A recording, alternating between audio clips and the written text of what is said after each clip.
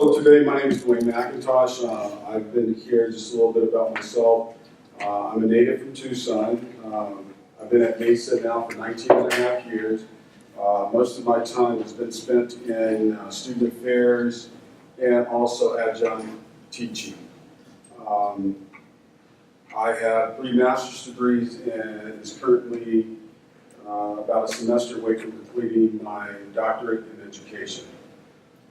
I love education. Education is my passion, and I believe that education is the key to success in whatever we do in life. So today's topic that we're going to talk about is emotional intelligence. What is emotional intelligence? As you think about emotional intelligence, can you tell me what do you think emotional intelligence is? What does it mean to you? Something related with emotions. Okay, what is emotion? How you feel. Okay, so emotion is a feeling.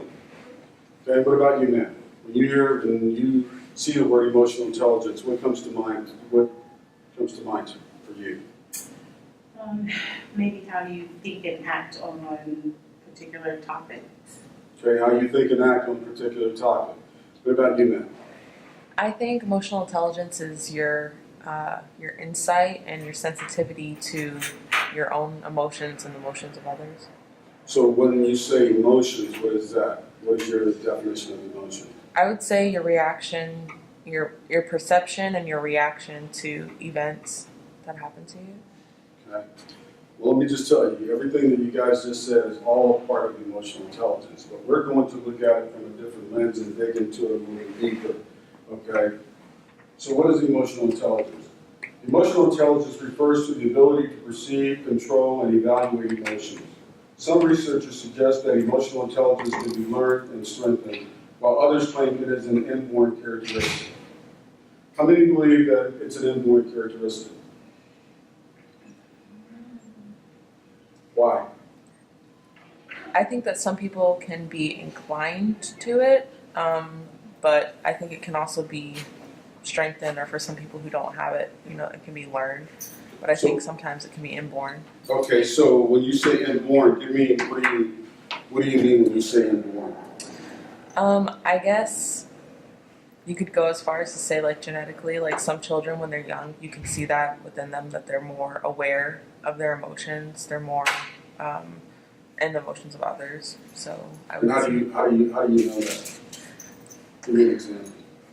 Well, children are usually a little bit more selfish, and we try to teach them out of their selfishness, or they learn like me and mine and things like that. So some children, I think, are able to see outside of themselves and able to empathize with other children. That's kind of rare, I would think, within younger children. But when you think that was learned behavior rather than something that we were born with? I would say it could be nurtured, but I would say that there are some children who seem more inclined to that even at a young age than other children.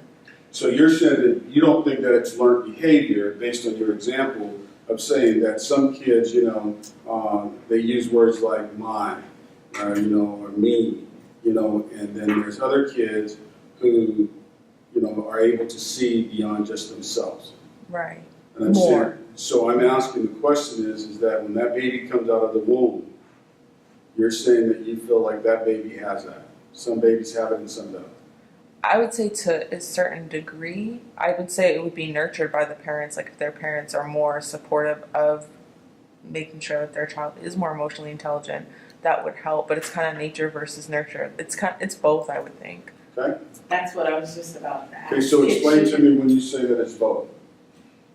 Well, I mean, going back on, what you guys just talked about, you're saying straight out of the womb, the child doesn't know anything to think. They haven't been taught anything yet, but we've not seen them act in that environment. It's mine, let me take it. You have to learn how to share. I don't know, I think it's maybe both.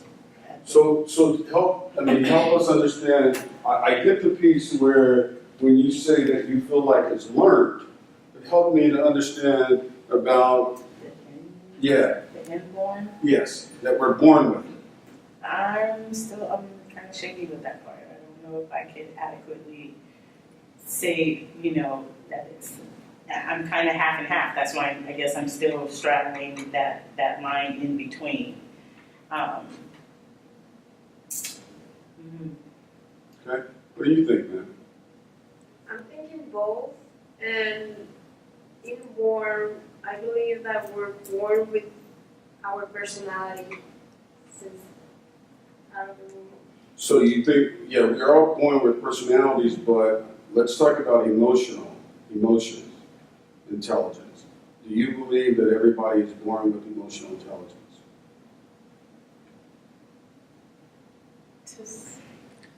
And if so, give me an example. Give me an example of There's it. a point where, you know, the woman is pregnant that they can sense whatever the mother does to the child. So if the mother is more emotional with the baby, then they will be born with a higher emotional intelligence, depending on the mother. So yeah. So you feel like because of the mother's behaviors and the mother's state of mind and the mother's emotions Yes. will determine, you know, how healthy emotionally the baby will be. Yeah, there will be a high influence. Okay.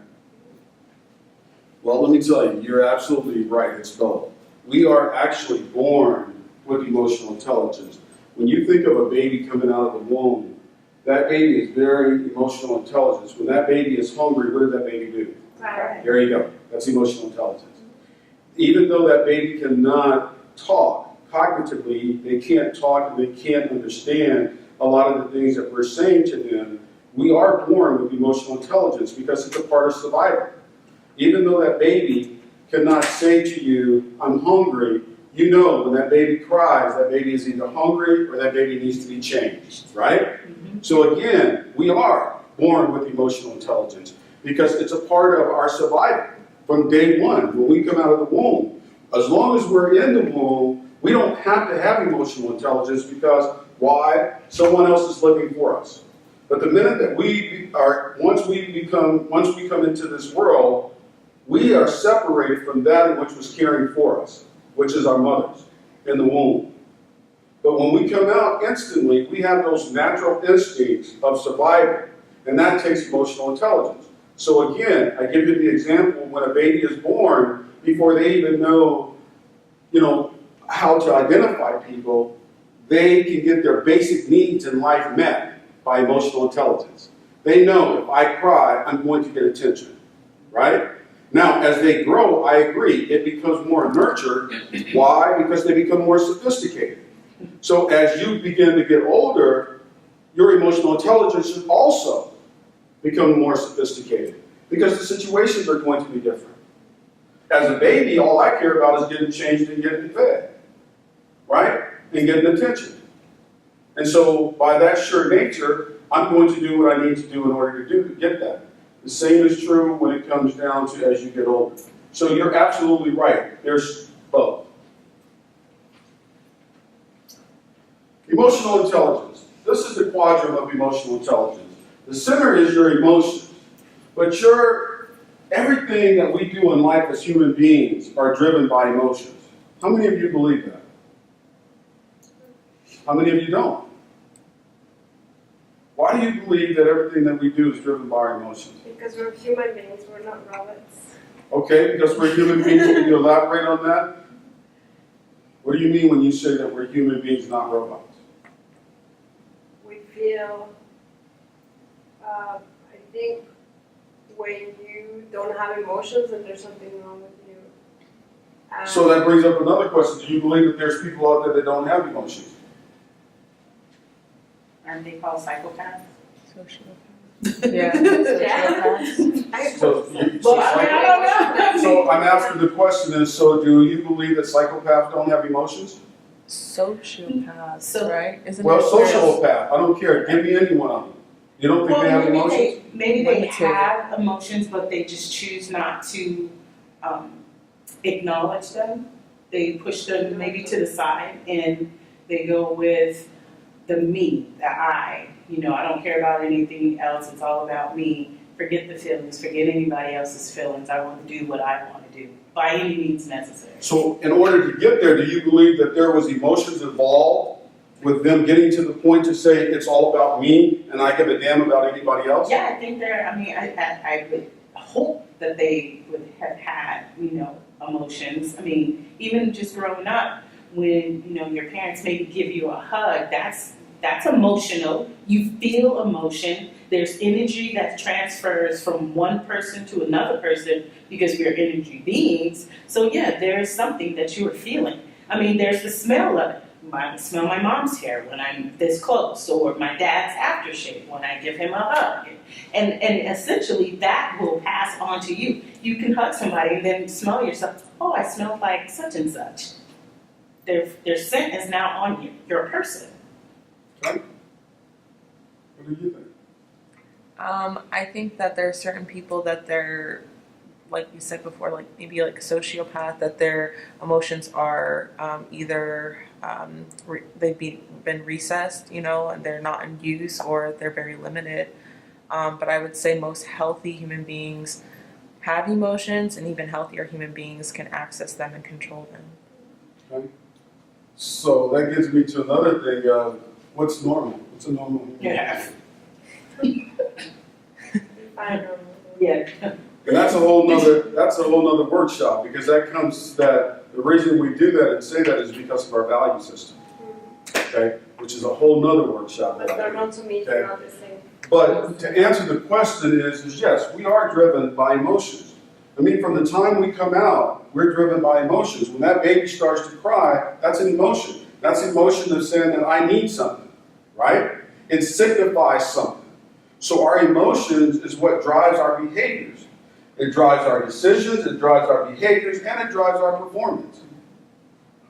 If I believe that I'm not going to pass a test, 9 times out of 10, emotionally, I probably have test anxiety, right? Now, there might be a lot of different reasons why I don't feel that, but the bottom line is that that's an emotion. But if there's something that you know you can do, you get excited when you get the opportunity to do it. That's an emotion. So it's still affecting our behaviors, it's affecting our decisions, and it's affecting our performance. Now, in order to get to the nucleus of emotional intelligence, we have to go outside and look at the quadrants and how do they fit for us as individuals. So, emotional self-control, keeping disruptive emotions and impulses under control. Never do anything permanently foolish just because you are temporarily upset. How many of us allow our emotions to get the best of us? Somebody pissed you off, and so what do? We go, most of us, we either say horrible things to them, and then later we have to recant what we said and say, I'm very sorry, I did it because I was emotional. Right? You heard that? You've done that? Okay? I'm going to give you another example of what I'm saying.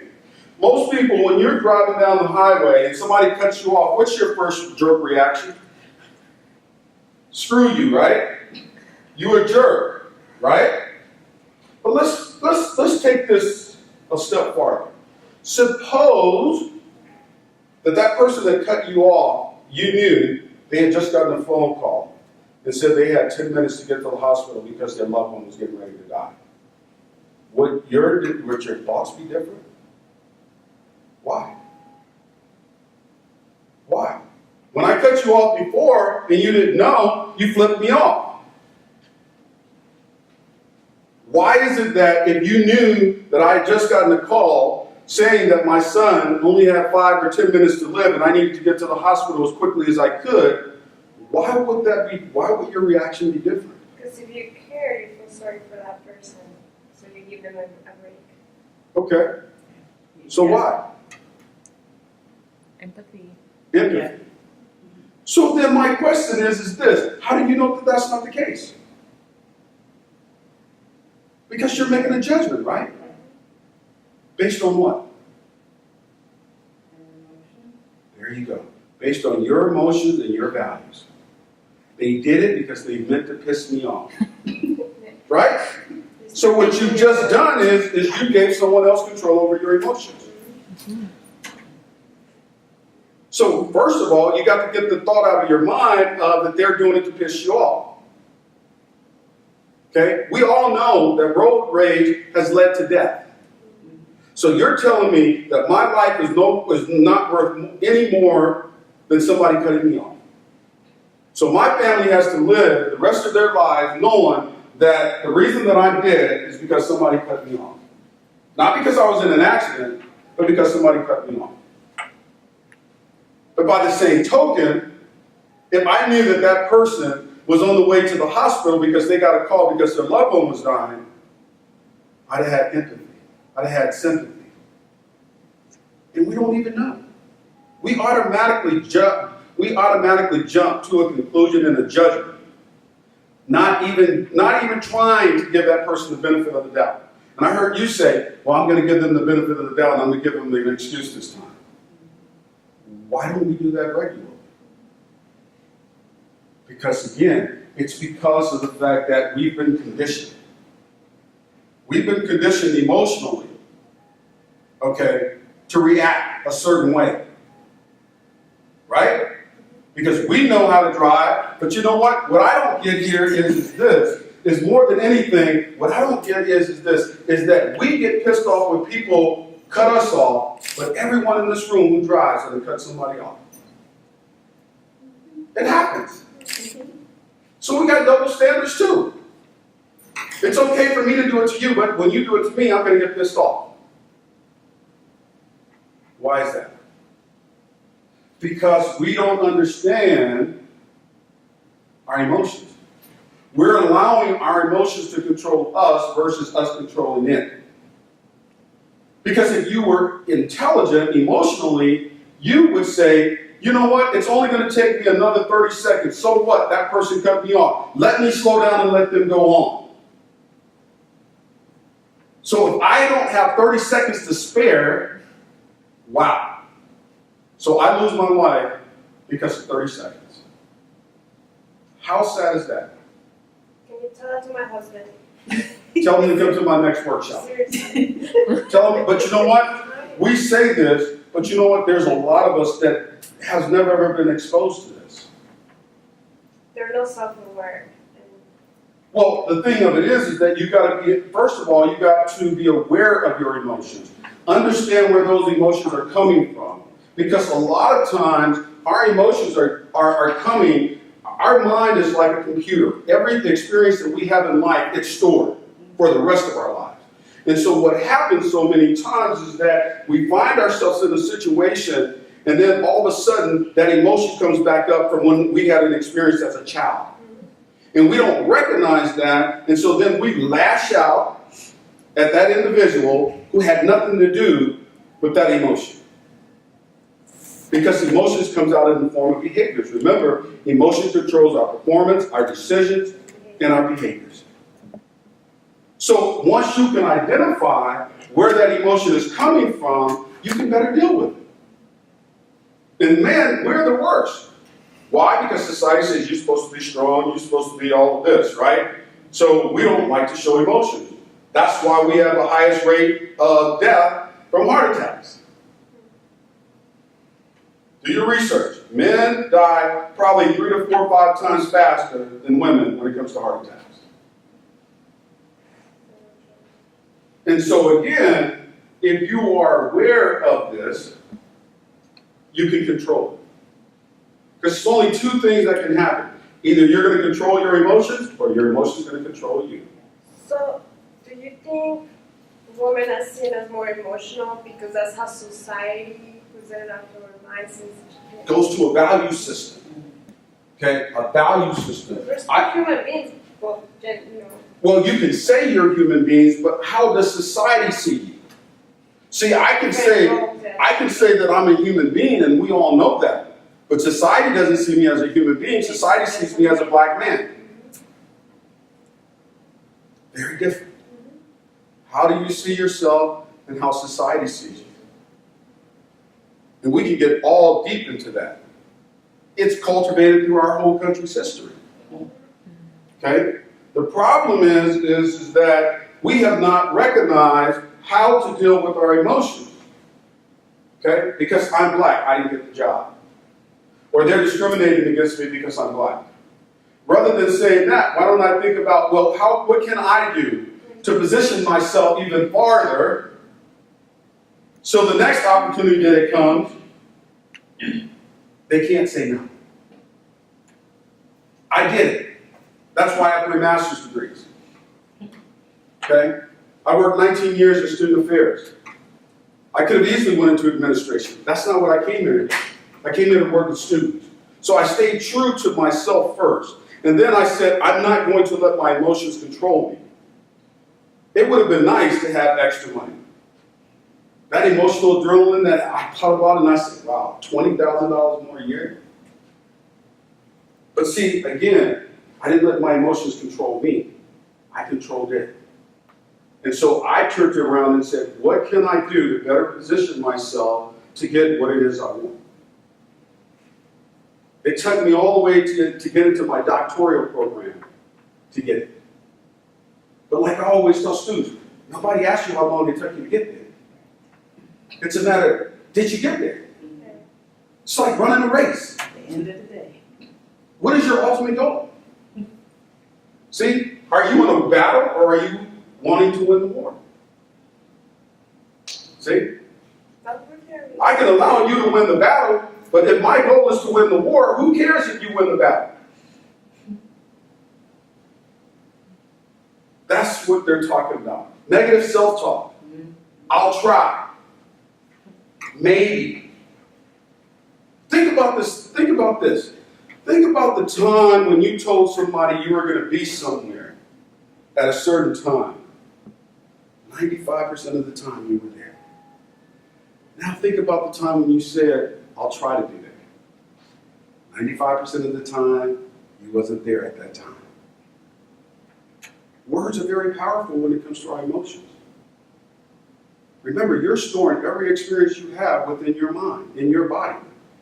And understand, emotions, it's not like your brain. Emotions is just reacting. It's a reaction. So all of that, all of those experiences that you have in your life is stored within you. And so when you find yourself in a situation that brings up that same emotion that you felt as a child, guess what happens? You react. But once you recognize that, and you know that you're in control of that, all of a sudden it's different. Why do you go to school? Because you came from a poor family. Because you have all these life experiences that said, you know, get your education and life is going to be better. You're not here because you like school, right? Emotionally, though, it's saying that in order for me to get to where I want to be, I need to get this degree, right?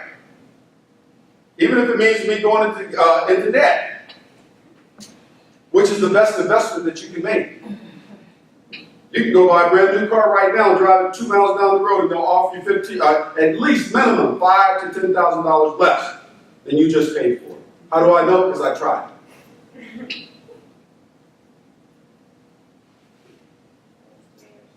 Emotional self-awareness and expression. Emotional expression is psychology. Emotionally expression is observable, verbal, and nonverbal behaviors that communicate emotions. Emotional self-awareness, the ability to read one's emotions and recognize their impact. So again, going back to that self-awareness, be aware of your emotions. You know, I'm cranky when I get up in the morning. Be aware of that. Where's that coming from? You know, did you hate to get up as a child? Were you made to get up as a child?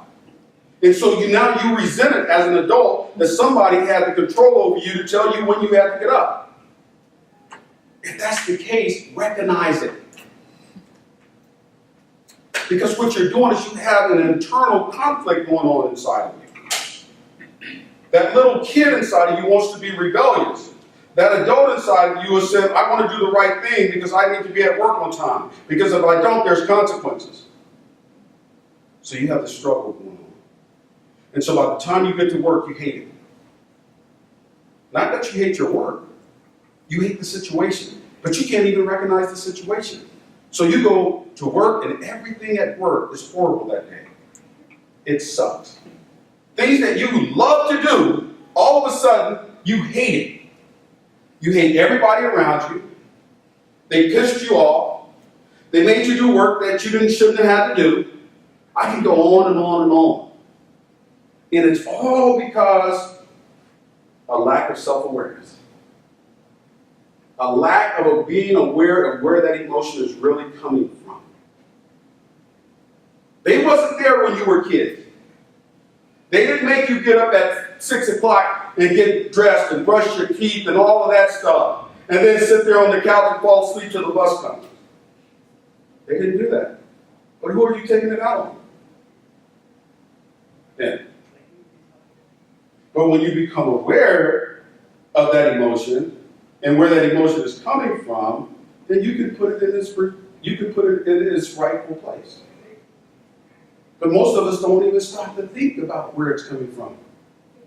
We just react, which leads us to even more problems. So you pissed me off because you called me a B, when that's what I was called as a child. So that emotion is coming back up. That was painful. And so what do? Oh, you can call me anything else, but you better never call me the B word. What's the difference between calling you a B than calling you an H? What if they called you a chair? But think about that. Think about it. Why do we become so emotional over words? When if I called you the B word, you'd become very emotional and to the point of attack. But if I sit there and I said, oh, you're a real chair, you're like, oh, he's crazy. Right? Different emotion. So where's that emotion coming from? Really, where's it coming from? Was it your childhood? It doesn't have to be somebody in your family. Women, you guys have a tough time. It's like you got to fit this mold of a figure, a face. I mean, I'm just like, what the hell is this all about? So you go out there to try to do everything you can for someone else to validate you when you should be the one who validates yourself. Because I don't care what you do, how many surgeries you have, there's going to be somebody out there that don't like you and don't think you look good. But is that important? What should be important? That I love myself. That's emotional awareness. If you don't love yourself, then do something that makes you will. Let me ask you ladies something. When was the last time you told somebody you loved them? Your kids, your mom, your dad, your significant other, whomever. Was it today? Yesterday. Yesterday? So why did you tell them you loved them? Whoever you told that you loved, why did you tell them that? Makes them happy. Makes them happy, but they already know you love them. I don't know. Just it's like a confirmation, I guess. Okay, to validate. Yeah. So you told somebody that you loved them yesterday because you wanted to validate your love for them. Which makes sense. So let me ask you another question. When was the last time you told yourself you loved you? This morning. Yeah. No, I'm saying verbally. Not in your mind. Because you didn't say it in your mind to the person you said it to yesterday. You verbally told them, I love you. Out of your mouth. When was the last time out of your mouth that you told yourself that you loved you? This morning. Where were you at? In the mirror. In the mirror. Right. In the mirror.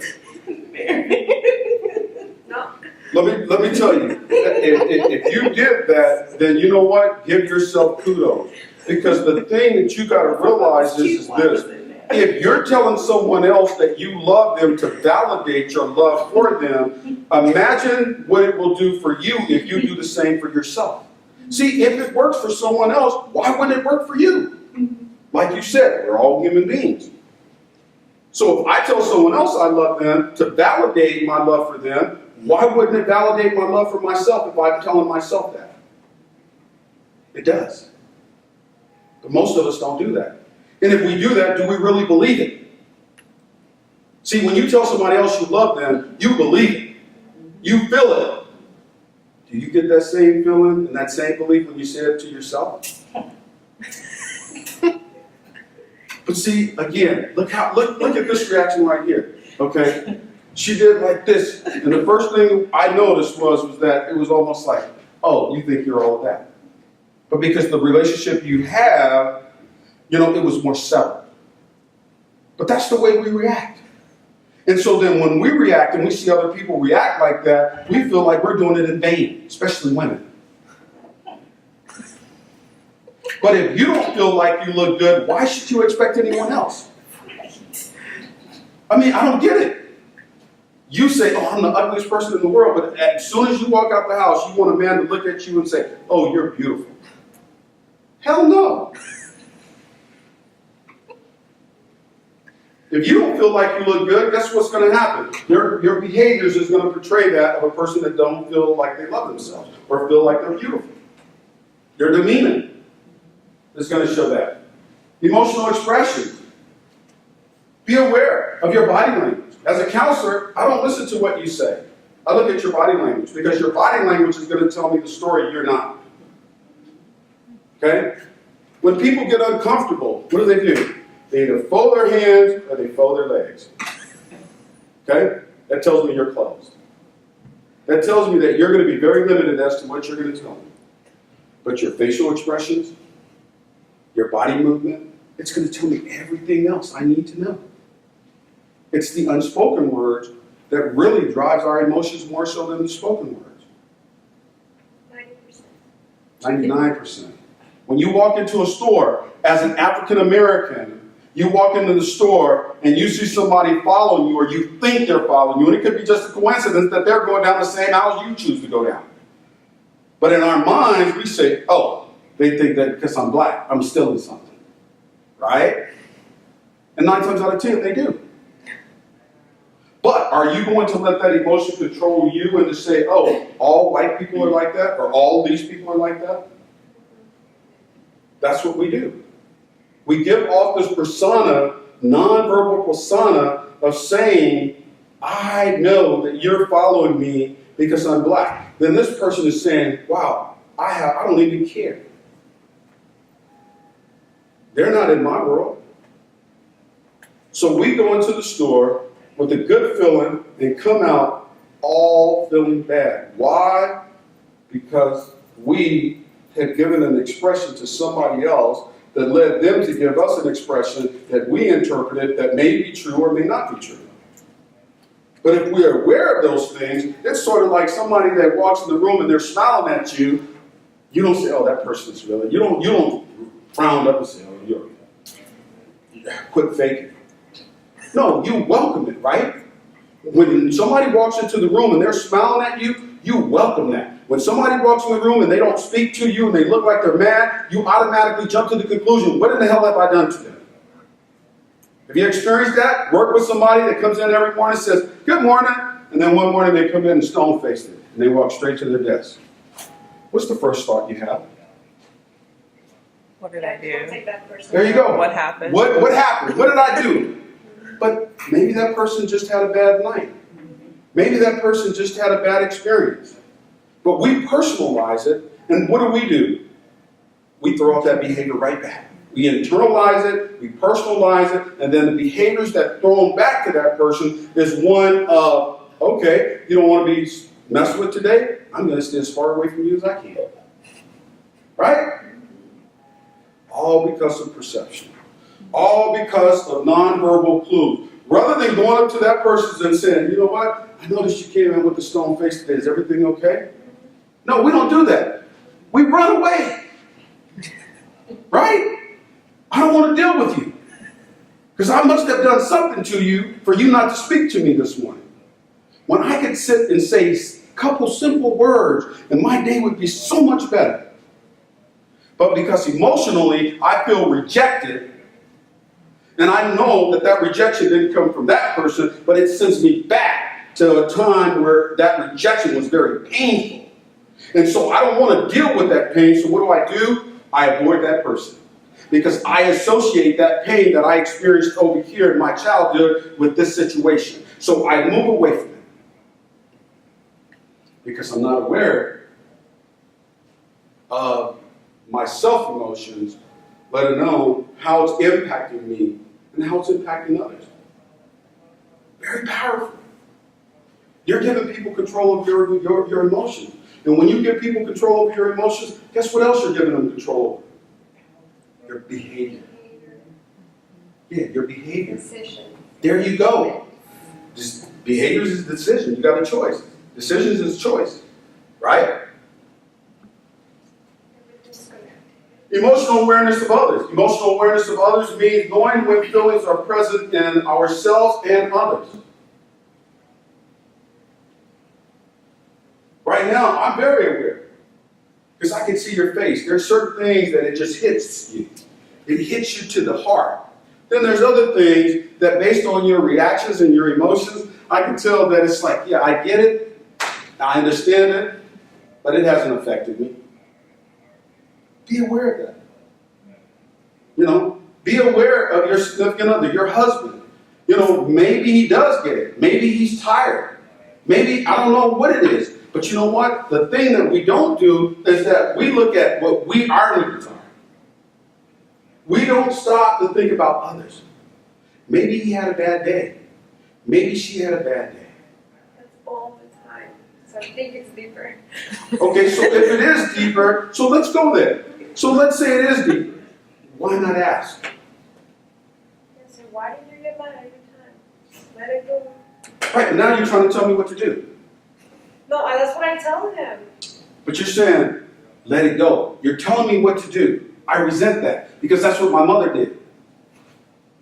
See, again, emotions in others. You don't know. You can say that, but by saying that you should do this, it might reflect him back to saying, it's the same kind of damn control my mom had. She's trying to be my mother. I don't need another mother. And they get defensive. Exactly. Because again, remember, the same kind of experience you had as a child that follows you also follows others. So maybe it's not you. Maybe it is deeper. So I need to approach it differently.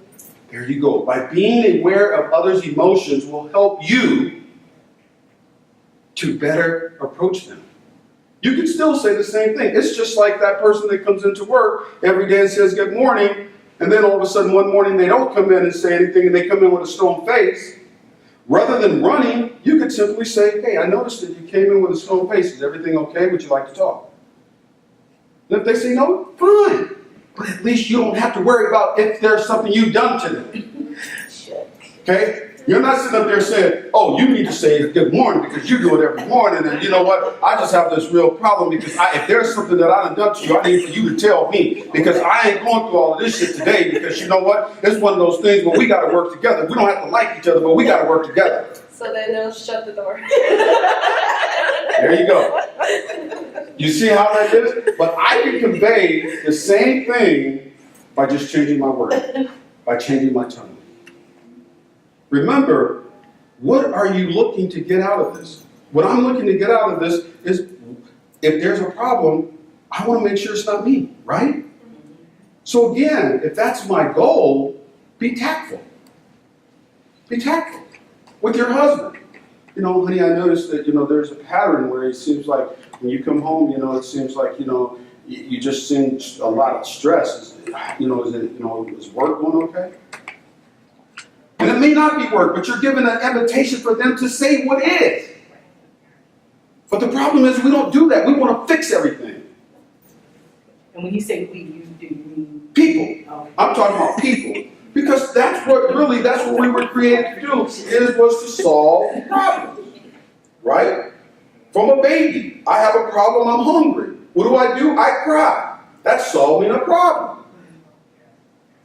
But let me tell you, not everybody needs you to solve their problems. Correct. Solve your own problems. And everybody else's problems will be solved. We spend so much time, with ourselves, with others, and not enough with our own emotions. Oh, I'm okay, but you need counseling.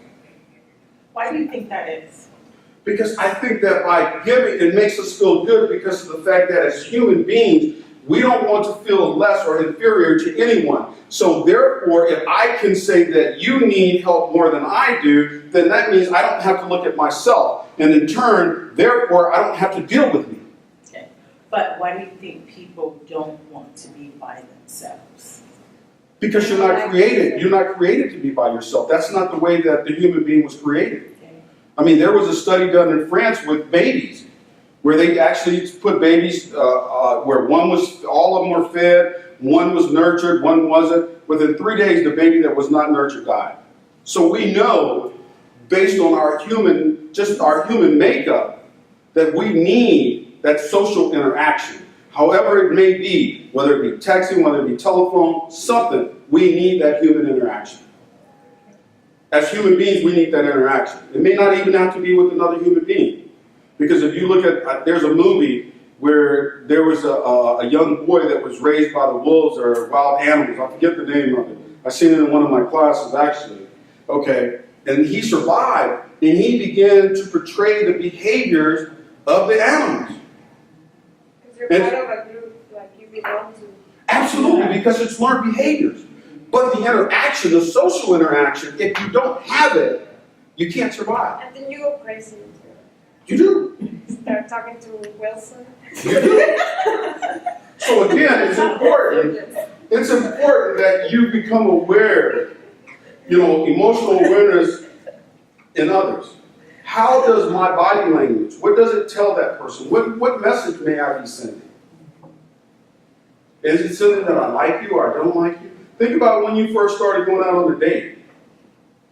Think about when you and your husband first met. Well, you was trying to do everything in the world to impress him. And he was doing the same. Now you get married, it's like, well, what happened? Stop trying. Right, I already got it. I don't need to impress you no more. I got you now, right? Correct. But emotionally, on that same token, how nice is it when your husband dresses up for you?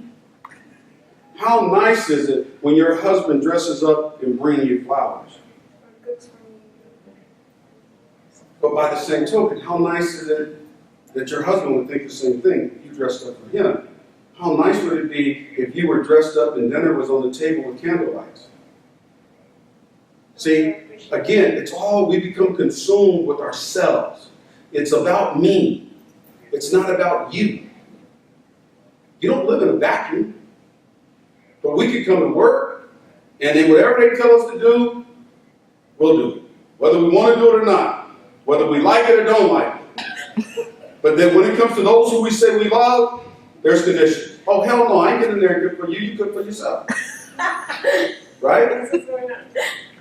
But on Valentine's Day, don't bring me a present and you'll ask me to sleep on the couch. I got you filming. It's in the Bible. Okay, but really, think about it. Isn't that what we do? And I'm saying, challenge yourself. Give that what you want. Because most people want the same thing you want. If you want your husband to dress up for you, then why not dress up for him? Give him the incentive. Role model what it is you want. See, we teach our kids that, right? We teach our kids, this is the way you're supposed to behave when we go out to eat. And then we role model it, right? But as adults, one to each other, we don't do it. Emotional reasoning. Emotional reasoning is a classic example of what cognitive behavioral theorists refers to as a thinking error which distorts the facts and is often recognized as being unhelpful in terms of one's mental health and well-being. This thinking error basically involves an individual wrongly believing that what they are feeling must also be a fact. A key problem associated with viewing one's feelings as fact is that it prevents one from looking at an alternative, more balanced information, or evidence to the contrary. In a sense, emotional reasoning may be recognized as faculty logic as one is relying on feelings which are very changeable and depend on many different factors instead of looking at the bigger picture. Point in case, somebody cuts you off because you've already came to reason that that person did to piss you off, right? But at the same time, what they're saying is that if you have emotional reasoning and you said, wow, there must be a really, really good reason why that person cut me off. All those things you guys were talking about, empathy, sympathy, comes into play. Because you're reasoning. You're not judging. See, when you start to reasoning with someone, you want to seek information so that way you can have a better picture of who that person is. And if it's not possible, in the case of somebody cutting you off, you can reason within yourself to say, hey, that person must have had an emergency. Why don't we get pissed off when sirens, police officers, ambulance, they cut us off all the time? Why? Because our emotional reasoning says, oh, they must be going to an emergency. They must have an emergency. We don't know that. I have officers that are friends, and they tell me all the time, they'll turn their lights on just so they can drive fast. Or they don't want to stand in the line. Okay? But we still respect them cutting us off. We don't flip them off like we do that other person. Why? Because reasoning says that they wouldn't have their emergency lights and their sirens on if it was not an emergency. We've been trained. There you go. Conditioning. But you can also, with emotional reasoning, uncondition. Just as you were conditioned, it's learned behaviors, you can uncondition yourself from that way and condition yourself to think more reasonably. It's a choice. I have an example. Sure. So when I deal with people who are rude, then I tell myself, it's not me, they must be having a bad day, and then just go from there. And before I used to take it personal, and So what do you do when you say go from there? So if I say that to myself, then I leave emotions out, and then I just try to go to, find a solution for the problem or whatever they're upset with. See, your problem is you always want to fix everything. You can't. You can't fix me.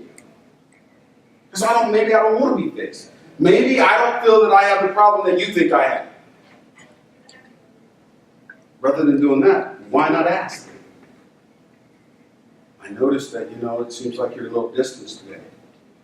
Is there something going on? No, well, we want to jump to fix it because automatically you've already assumed there's a problem.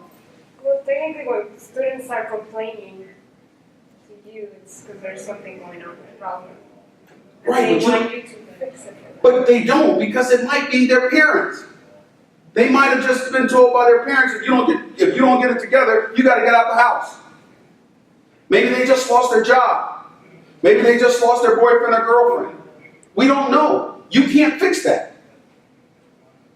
But you can ask, oh, you seem a little bit down today. Is everything okay? Would you like to talk about it? We got a great counseling service over there. If you don't want to talk to me, you can go over there. See, again, I think what we do is we become so tunnel vision on thinking about how to fix it. And if you go back to emotional reasoning, you understand that you don't have to be the one who does it. Prime example is when you go to your primary care physician and your knee is hurting, what do your primary care physician do? They become emotional reasoning and send you to an orthopedic surgeon who is a specialist with bones and joints. Why don't we do the same? Why does it take a profession to do that? But even doctors don't do it in their personal life. I got to fix you. Maybe I don't have the skill set to fix you. And the bottom line, no one can fix no one if they don't want to be fixed. So again, emotional reasoning takes you to a higher plane of critical thinking. To where you can say, okay, maybe my perception of what's happening may not really be. So what else possibilities could it be? See, that student who walked in and is pissed off. If I take it to a higher critical level of thinking and reasoning, I will ask. Because it's going to drive me to ask those questions rather than making the assumption there's a problem. Now I make the assumption there's a problem. Now I make the assumption of what the problem is. Now I make the assumption I need to fix it when it may not be. So all of my efforts goes in vain. And I even piss the person off even more. It happens all the time. So what I'm saying is rather than getting into the fix-it mode, get into the critical thinking mode of saying, what are the possibilities of this behavior? What is this person trying to tell me? What can I do to find out? 9 times out of 10, you're going to come to the conclusion, ask them. What if they don't want to share? It's okay. Because it's not about them, remember, it's about you. Because most people, I'm thinking that you didn't speak because you're pissed off at me. But if I go to you and say, hey, you know what, Lizette, you came in and you seem to be a little bit uneasy. Is everything okay? Would you like to talk? She says, no, I'm good. At least I know she's not pissed off at me, because 99% of the time, if a person is pissed off at you and you approach them, they're going to tell you. Or they're going to walk away and say nothing to you. Okay? So based on your response, whether it be verbal or nonverbal, I got the message that I needed. Okay? I don't have to fix no one. It's not about me fixing them. It's about me keeping myself intact. And sometimes, once you've made that connection, it could be a couple of hours later, and that person may come to you because they feel you had some concern about me. Let me tell you, this was why I was upset this morning. And then they're ready after right. a couple hours. Exactly. But they won't know that until you ask them, because they want to know that, you see me. There's something. You value me. You value me. You are concerned. People, when you come and ask them how they're doing, that's a sign of affection. Okay? Maybe they didn't have anybody that really cared about them they felt coming up. And just by you simply acknowledging that you've seen them, that you are concerned about them, and you go and you voice it to them, you open up the door for them to come back. Maybe they need to get their thoughts together. But if you never approach them, you never open that door. It's sort of like that door. I can't walk out that door unless I open it. Right? Just like I can't share with you my feelings unless you open that door for allow me to share it with you. So again, the real key is that emotional reasoning helps you to elevate to critical thinking. Well, when you say that this is a process, if you've not had this way of thinking before, that it's going to take you a little bit of time. Okay, let me think about this before I react. Let me think about this before I just, throw out something. Let me, change my way of thinking. Let me do a paradigm switch. It's not going to happen overnight, right? Just like the behaviors that you created didn't happen overnight. So again, you got to be aware of that. Because you're going to divert back to that in which you're comfortable with. Right. But when it's sort of like your emotions, once you recognize them and recognize where they're coming from, you can better place them and deal with them. So emotional reasoning is saying, okay, before I get pissed off, let me just, and I have people put their hand in front of their face and say, stop. Because sometimes we need something visual to help us to stop. A simply hand in your face sometimes is enough. Could be. Anything that's going to get you to pause, to allow you to control your emotions and raise you to that reasoning and that critical thinking is going to be better for everybody involved. And so as you begin to do this on a conscious basis, pretty soon you're going to develop it and you're going to do it unconsciously. Just like our impulses. Somebody calls me a name. I don't even think, we just react, right? Same is true when you condition your mind to that higher level of thinking, that critical thinking, that emotional reasoning.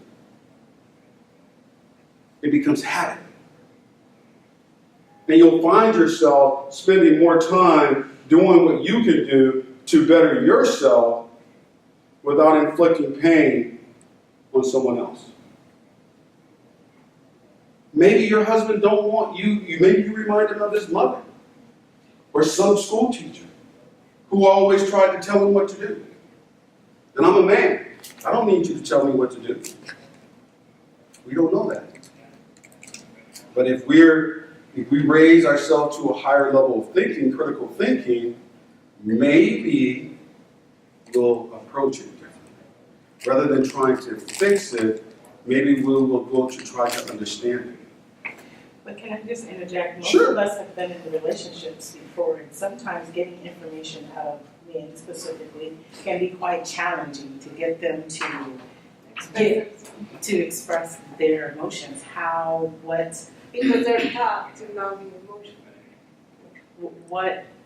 how should someone approach it from that? You know, you've tried, you've asked, and they are still not sharing. So the question is that how do you be in a relationship and you've tried and tried and tried to get someone to share with you and they still don't? What do you do? Well, first thing you got to do is realize it's not about them, it's about you. See, I can't make you share anything with me. Correct. So if I've tried and I've tried and I've tried and I've tried and you're still not, then I have a choice. Either I can accept that that's how you are, or I can accept and say, hey, I can't accept this, I'm not going to accept this, and I deserve better. Remember, this is about you. It's not about them. You can't control what they choose to do or not do, but you can control what you do or not do. So I would suggest, go ahead. Something that my mom shared with me is that it is still a little bit more difficult. I can see like with the relationship side of things, but is sometimes like when you share your own story or your own emotions or something like that, it helps other people to kind of like feel like they can open up to you depending on the situation. Sometimes they still don't, but maybe it's even 6 months down the road and they'll say something and be like totally out of the blue. And I would say yes and no to that. It depends on the person. Right. And it depends on the relationship that you have. Right. Because some people, when you start to share your story, then they get the impression it's about you, Right. not about them. True. So I would say be very careful. Yeah. It depends on the relationship, though. If you have a relationship like that whereby you can share what your experience was with them to let them know that, hey, you're not the only one who went through this. Right. That might be very effective. But then again, it could be very damaging too, depending on the relationship. Yeah. And So I've seen it work both ways. Okay? Can we have a counselor that speaks Spanish? Or I think Mr. Montemayor, man. Dr. Montemayor. I know we got to get out of We here. have So, about 15 minutes, yeah. okay, I got how many? 15, they come in at 3 o'clock, so. Okay. So emotional self-management, here you go. You're talking about it. How do you do this? Refers to managing resources. The self-management one's internal states, impulses, and cluster contains 6 competencies. Emotional self-control. Keeping disruptive emotions and impulses in check. Meaning that as long as you can recognize that emotion, keep it in check. So I know I love you, and I feel that you don't love me. And every time you leave the house, I feel like you're going to cheat on me. Does it mean that you are? Keep that emotion under control. Rather than lashing out at that person, maybe think of something else you can do so that you can trust. Maybe ask, can I go with you? Maybe time, how long it takes you to go to the store and come back. And I'm telling you, as simple as stuff as that, we may sit in here and laugh, but imagine the turmoil that you go through when you feel that your loved one is cheating on you and they walk down to the Circle K or wherever and you think it should be taking 10 minutes and they come back in 30. Major conflict. Who are you screwing? Oh, it takes you 30 minutes to go get some cigarettes?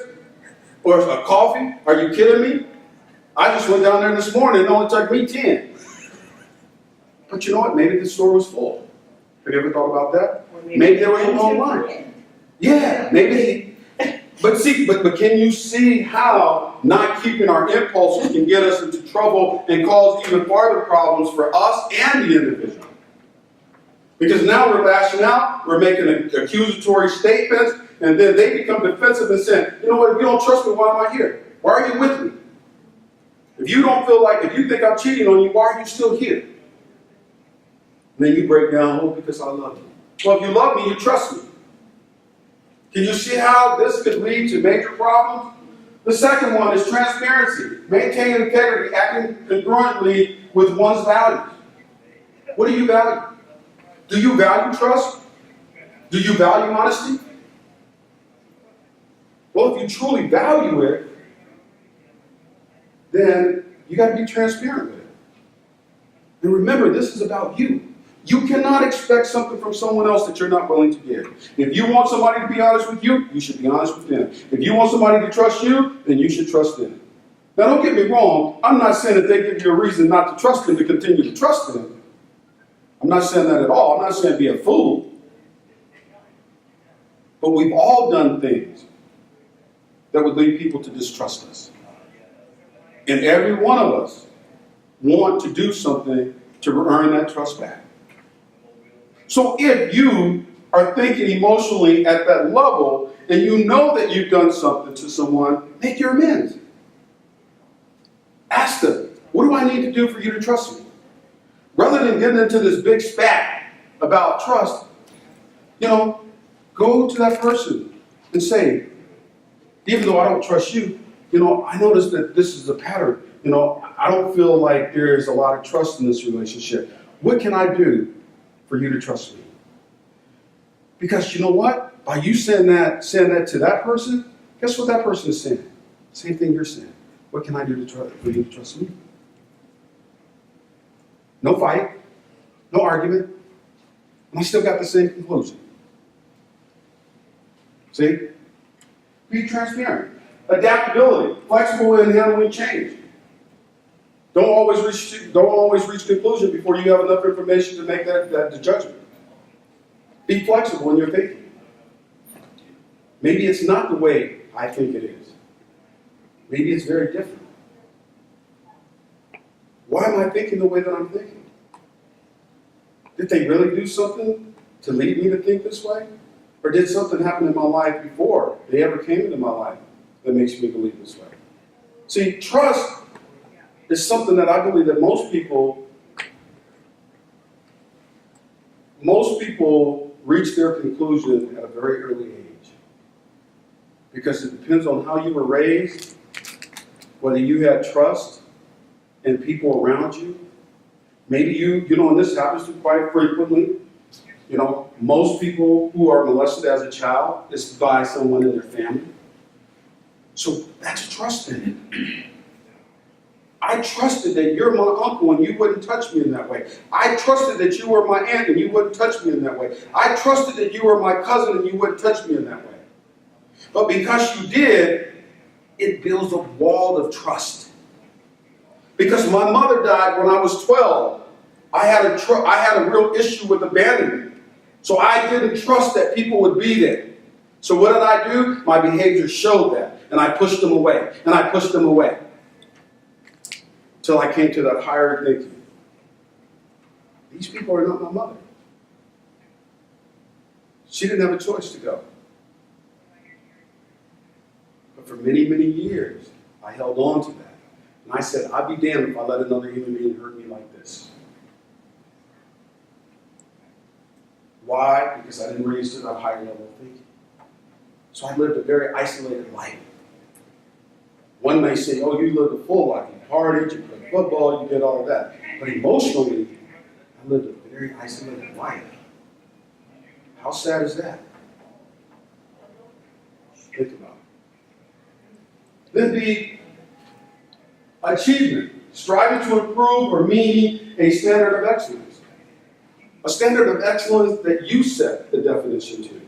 Not someone else's definition of excellence. What is your definition? Remember, this is about you. You're defining all of this for yourself. You're not defining it for me. You're not defining it for your mother, your dad, your husband, your wife, your boyfriend, your girlfriend. You're defining this achievement for you. Because remember, all of this is about you. And then, intentative, readiness to act on opportunities. But see, first of all, you got to understand how to prepare. What do I need to do to position myself for that opportunity that I'm looking for? I hear a lot of people say, I want a job. Okay, what are you doing to prepare for a job? Oh, well, I filled out 5 applications today. Great. What else are you doing? Oh, I'm looking online and seeing who got jobs. Okay, great. What else are you doing? Nothing. What else am I supposed to be doing? Maybe going and visiting the companies that you'd like to work at. Maybe going and volunteering so that you can learn the skill set so they can say, hey, I don't have to spend $5,000 training this person. This person volunteered. I trained her. Let's hire her. That's what it means. What can you do to prepare and position yourself for that opportunity that you long talked about? And then optimism, persistence in pursuing goals despite obstacles and setbacks. Huge. Nobody's perfect. So what do? And you learned this as a baby. Think about this. When you was a baby, first thing you did was crawl, right? Now imagine this. Remember that first time you got up on that coffee table and you took your first step and you fell? Flat on your face and your mom or your dad or somebody picked you up and, oh baby, you're okay, you're going to be all right. And you cried a little bit and then they set you back down. And the minute they turned their head, right, you're right back up on that coffee table. Imagine this. Imagine if you never got back up after you fell and hurt yourself. Imagine what life would be for you like today. See, you already have that. You had an obstacle, you fell, you got back up, you took one step, you fell, you got back up, you took 2, 3, you fell again, you got back up, and pretty soon you were walking like it was nothing. What's the difference in life? What's the difference? There isn't. The only difference is the way you think. As a kid, you was bound and determined no matter what, I'm going to walk. Because I want my independence. I want to get to that cupboard so I can bang all of them pots on the floor. I want to walk so that I can get to that door, and if it's cracked, because I'm not tall enough to turn the knob, then I can open it and get out. Right? You didn't give up. You were persistent, and you pursued that goal, and then you mastered it. And now it's like second nature. You don't even think about walking. You just get up and walk. But imagine if you never did it to begin with, and you were still crawling. See, so you can't tell me you can't do it, because you've already done it. But it's a matter of saying, I'm going to do it. It's on a more sophisticated basis. Like, I don't get students. It's like, they fail the first test, and they say, oh, I'm going to fail the class. I'm like, really? And you got 4 more tests? Hell, regroup. Like you did when you failed. You didn't stay down there and say, oh, I can't walk anymore because I'm going to hurt myself, so let me just crawl. No, you did. You got back up. Same thing here. Maybe this time, rather than 1 table, you had 2 tables you held on to. Or you seen something that was close enough where you could feel safe that you could take that step and then grab onto it. Right? Why would you go back into your test and say, okay, on my next 4 tests, all I need to do is get a 92 and I can still get an A out of class? This is when you didn't even have the cognitive ability to understand that you were doing it. Now you got the cognitive ability to do it and you say, I can't. I don't get it. Emotions come into place and they don't want to feel failure. Do what? I believe emotions come into place and then they just don't want to feel the failure. There you go. That's because they're not aware of their emotions. Just like that baby. That baby had emotions too. When you were a baby and you crawled and you fell, it was a real emotion because you hurt. Right? What was the difference? What made you get back up and wanting to walk again as a baby? Because you felt that hurt emotion. So what's the difference now? Now that you're an adult, you're cognitively there, Why the big swing? Yeah, like sometimes we limit ourselves for no reason. And yeah. There you go. So that's why I'm saying, bringing it back to this, is that you've already proven that you can do it. It's just a matter of becoming conscious of it. See? Because it's easy to give up. Because then I can say, at least I tried. But if I told you that I was going to give you a monetary value, or whatever it is that would make you pass that class, you'd find a way to do it. Yeah. Even if you had already passed your, flunked your first test.